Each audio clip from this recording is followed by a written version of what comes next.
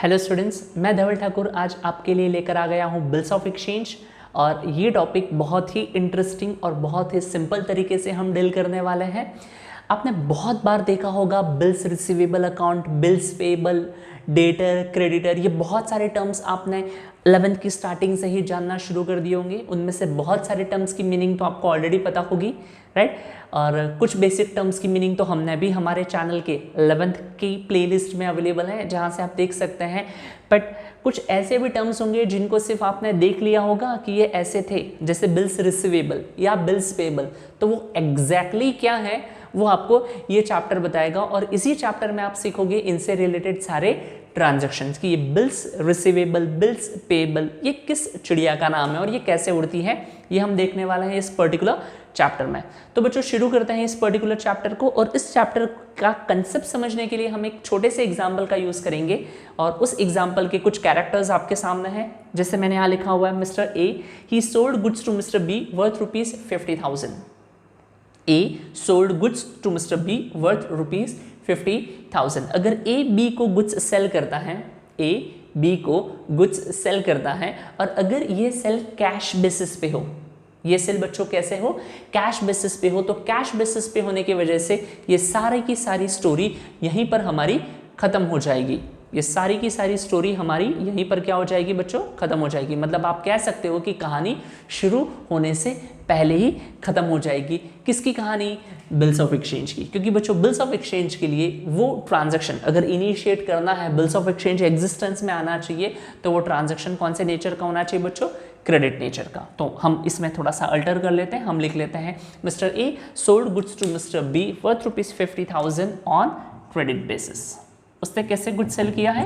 Credit basis पे। तो जब क्रेडिट बेसिस पे गुड्स सेल किए तब आगे हमारी कहानी बढ़ेगी। अब ए को चाहिए पेमेंट, बी बोलेगा कि सर मैं आपको 3 महीने बाद देता हूँ।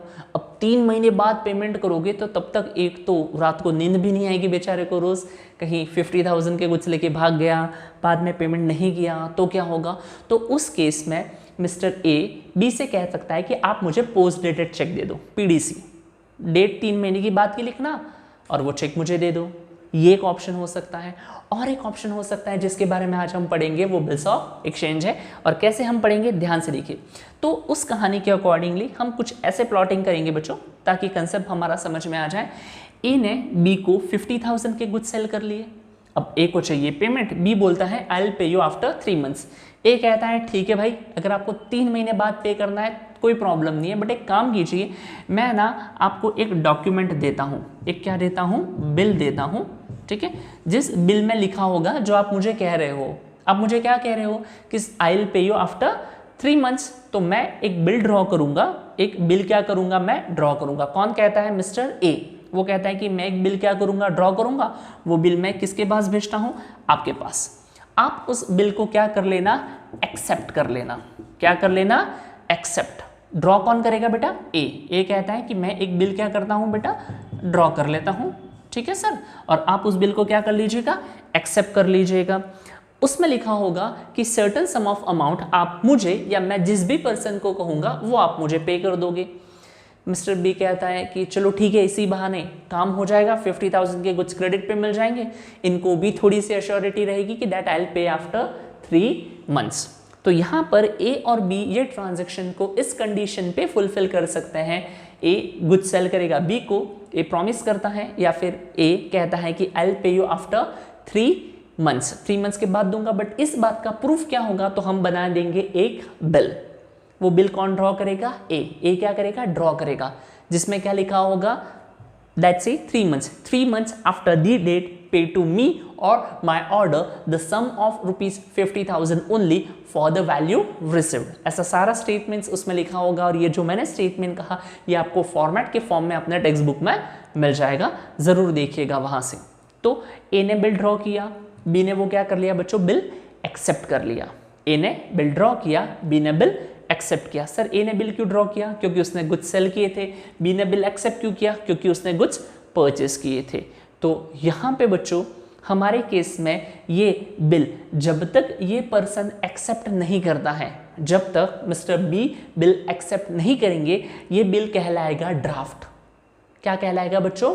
ड्राफ्ट। और जैसे ही ये बिल मिस्टर बी एक्सेप्ट कर लेगा, जैसे ही ये बिल मिस्टर बी क्या कर लेगा, एक्सेप्ट, यही बिल क्या बन जाएगा बच्चों, बिल्स ऑफ एक्सचेंज। क्या कहलाएगा, बिल्स ऑफ एक्सचेंज कहलाएगा।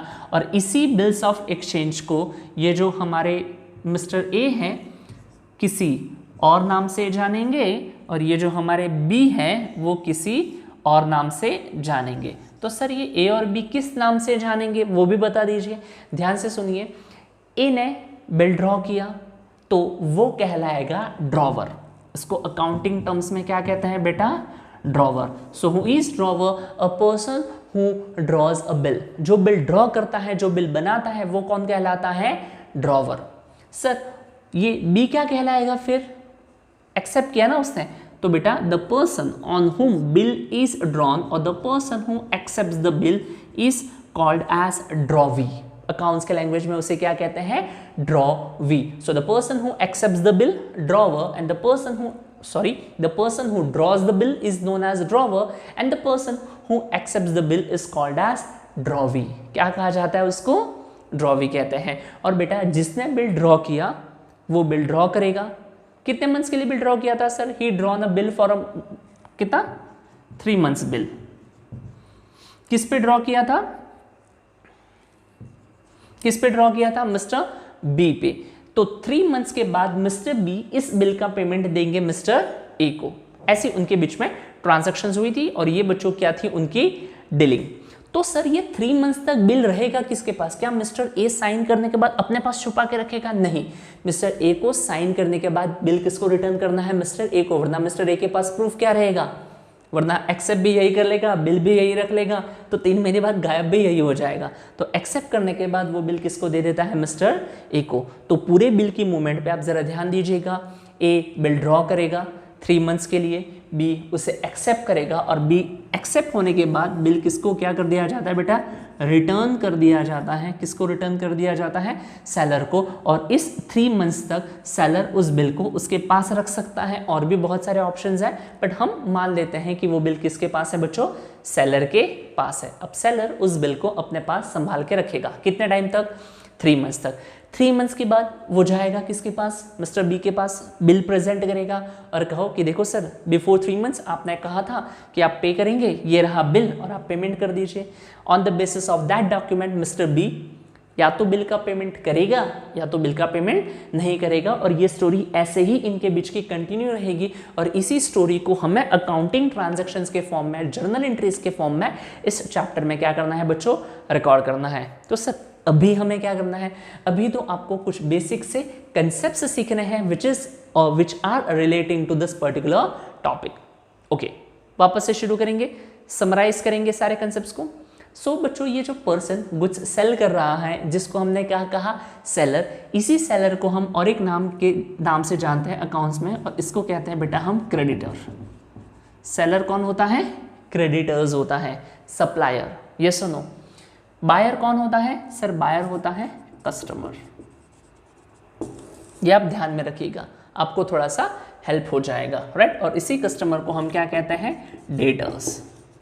सो आपको बहुत बार ऑब्जेक्टिव्स में ये क्वेश्चंस देखने मिल सकता है कि who draws bill on whom. So creditors draws bill on debtor. जो पैसे मांगने वाला है वो बिल ड्रॉ करेगा किस पे, जो पैसा देने वाला है उस पे।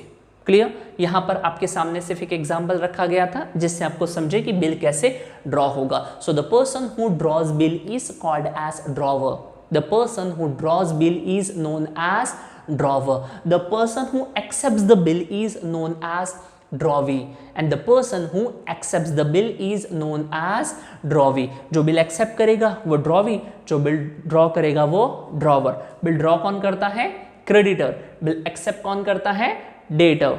क्या ये क्लियर है, याद रहेगा आपको जी, जरूर। सर क्या ये 2 ही पार्टी होती है ट्रांजैक्शन में, नहीं बच्चों, बिल्स ऑफ एक्सचेंज में देयर आर 3 पार्टीज और थर्ड पार्टी को हम यहाँ कहते हैं बच्चों पेई।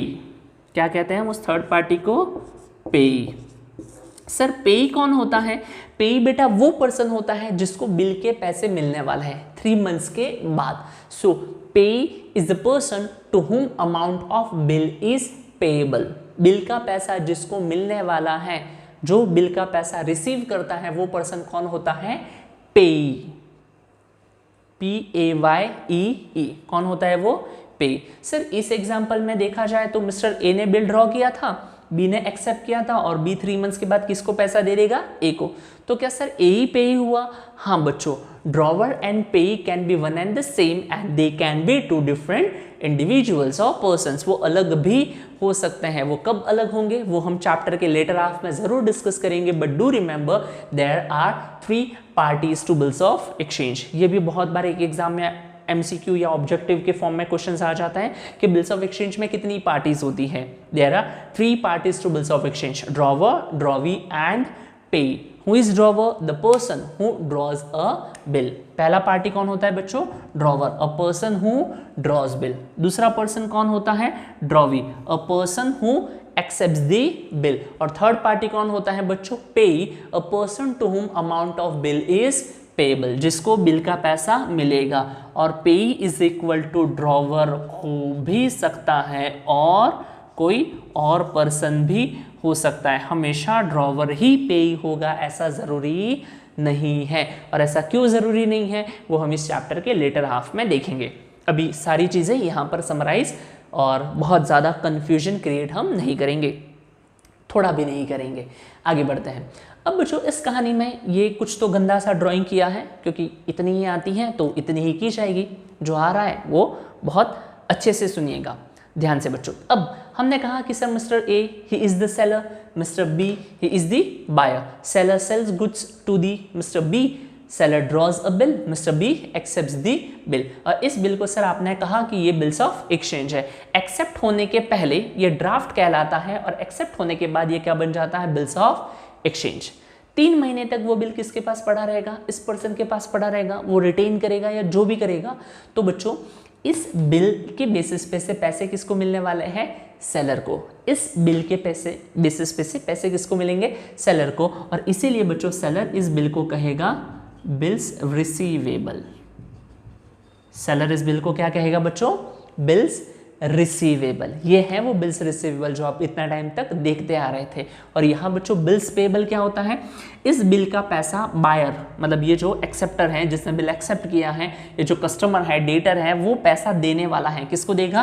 क्रेडिटर को देगा, देने बाकी है। इसलिए वो इस बिल को कहेगा बच्चों बिल्स पेबल। क्या कहेगा वो इस बिल को? Bills payable. और जब भी हम जर्नल एंट्रीज एंड ऑल सारी चीज़ें करेंगे, सारी चीज़ें देखेंगे, समझेंगे एट दैट टाइम, और तब तक ये सेलर, ये जो हमारा सेलर है उसको बिल्स रिसीवेबल कहेगा और उसी बिल को जो हमारा बायर है वो क्या कहेगा? Bills payable. तो जब हम जर्नल एंट्रीज करते हैं एट दैट टाइम उसी एक बिल को हम अलग अलग नाम से जानते हैं। सेलर जिसे बिल्स रिसीवेबल कहेगा, बायर उसे क्या कहेगा? Bills payable. तो बच्चों आज के इस सेशन में हमने डिस्कस किया है एक बेसिक सा आइडिया, एक बेसिक से एग्जाम्पल को लेके, ज़्यादा कॉम्प्लिकेट नहीं करते हुए लास्ट के 2 मिनट में फटाफट से समराइज कर लेते हैं सारी चीज़ों को। Right, seller, buyer. Seller goods sell करता है, बायर गुड्स बाय करता है। तो जो पर्सन सेल करता है, राइट, अगर आप क्रेडिट पे सेल कर रहे हो और अगर आपको लग रहा है कि सामने वाली पार्टी पेमेंट नहीं देगी, कहीं कुछ गड़बड़ कर ली, उस केस में आप एक बिल ड्रॉ करोगे। सामने वाली पार्टी वो बिल को क्या करेगी? एक्सेप्ट। जिस पर्सन ने बिल ड्रॉ किया, the person who draws bill is known as drawer and the person who accepts the bill is known as drawee. क्या सर 2 ही पार्टी है? नहीं बच्चों, there are 3 parties to bills of exchange. क्योंकि ये भी एक इंपॉर्टेंट क्वेश्चन बन जाता है, क्योंकि इसके जैसा और एक कंसेप्ट है जिसे कहा जाता है बच्चों प्रॉमिसरी नोट। और प्रॉमिसरी नोट्स में सिर्फ 2 ही पार्टीज होती हैं, एक होता है प्रॉमिसर और दूसरा होता है प्रॉमिसी। जहां पर जो पर्सन है वो सिर्फ लिख के दे देगा कि दैट आई प्रॉमिस टू पे यू 10,000 रुपीज, वो होता है प्रॉमिसरी नोट। बट यहाँ पर ऐसा नहीं है। इस पर्टिकुलर बिल्स ऑफ एक्सचेंज में जो ड्रॉवर है वो बिल ड्रॉ करेगा, जो बायर है या फिर जो एक्सेप्टर है वो बिल एक्सेप्ट करेगा, जिसे हम ड्रॉवी कहेंगे। और जिस पर्सन को बिल का पेमेंट मिलेगा वो क्या कहलाया जाएगा? Payee. So payee is a person to whom amount of bill is paid और the amount of bill is payable.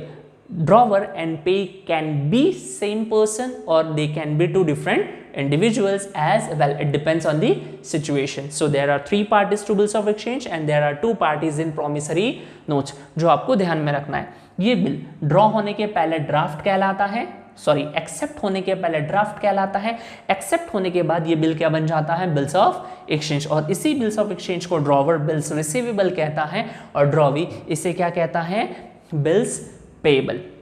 अगर आपको ये कंसेप्ट अच्छा लगा होगा तो इसके बाद नेक्स्ट सेशन है, आज के सेशन में हम जर्नल कवर नहीं कर रहे हैं, नेक्स्ट सेशन में मैं आपके लिए इस सेशन की, इस पर्टिकुलर चैप्टर की जर्नल एंट्रीज लाऊंगा। उन जर्नल एंट्रीज का जो एक्सप्लेनेशन है वो आपको बहुत ध्यान से सुनना है and that explanation will help you a lot to remember all those journal entries. I hope आपको ये कंसेप्ट अच्छे लगे होंगे। So do let me know in the comment section और अपने फ्रेंड्स के साथ इन वीडियोस को शेयर कीजिए और चैनल को सब्सक्राइब कीजिए।